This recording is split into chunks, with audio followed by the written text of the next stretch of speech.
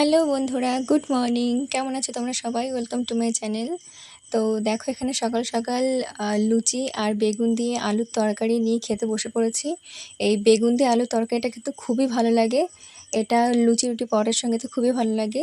তো তোমরা কারা এই রেসিপিটা পছন্দ করো তো অবশ্যই জানিও। তো এখানে তো আমি খেতে বসে পড়েছি। মায়ের হাতে যে কোনো রান্না তো আমার খুবই ভালো লাগে। আর এখানে তো লুচি আর বেগুন দিয়ে আলুর তরকারির ব্যাপার, খেতে তো অসাধারণ হয়েছে।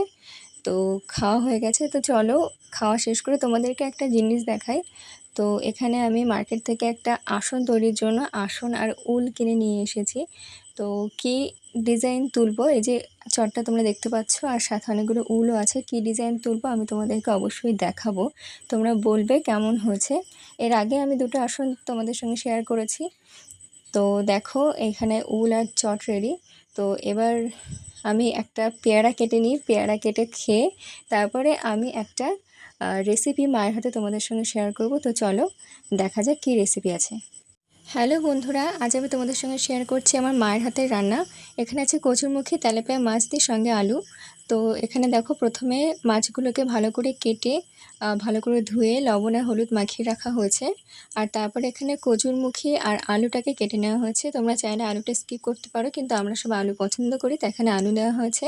এবার এখানে প্রথমে মাছটাকে ভেজে নেওয়া হচ্ছে। আজকে অনেকদিন পর মা লোহার কড়াই রান্না করছে কাঠের উনানে, তো সেটা তোমাদেরকে দেখাচ্ছি। তো এখানে মা প্রথমে মাছগুলোকে বেশ সুন্দর করে ভেজে নিয়েছে। ভেজে তোলার পর এর মধ্যে কচুরমুখী আলু আর এখানে কাঁচা লঙ্কা চিড়ে কড়াইতে দিয়ে দিয়েছে। এটা ভালো করে ভেজে নিচ্ছে। এর মধ্যে প্রথমে দিয়ে দেওয়া হলো লবণ পরিমাণ মতো, তারপর পরিমাণ মতো সামান্য হলুদ দিয়ে এটা বেশ ভালো করে ভেজে নেওয়া হয়েছে। তারপর এর মধ্যে পরিমাণ মতো জল দিয়ে দেওয়া হয়েছে। জল দেওয়ার পর কিছু সময়ের জন্য এটা ঢাকা দিয়ে রাখতে হবে। তারপর তোমরা দেখো এর মধ্যে ঢাকা সরিয়ে ভেজে রাখা মাছগুলোকে একে একে দিয়ে দেওয়া হয়েছে।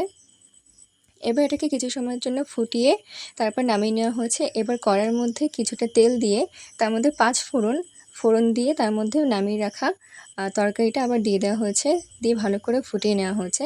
তো অসাধারণ গন্ধ বেরিয়েছে, খেতে তো খুবই সুন্দর হয়েছে। তোমরা এই রেসিপিটা অবশ্যই ট্রাই করো। আর লাস্টে সামান্য একটু চিনি দিয়ে এটা শেষ করা হয়েছে।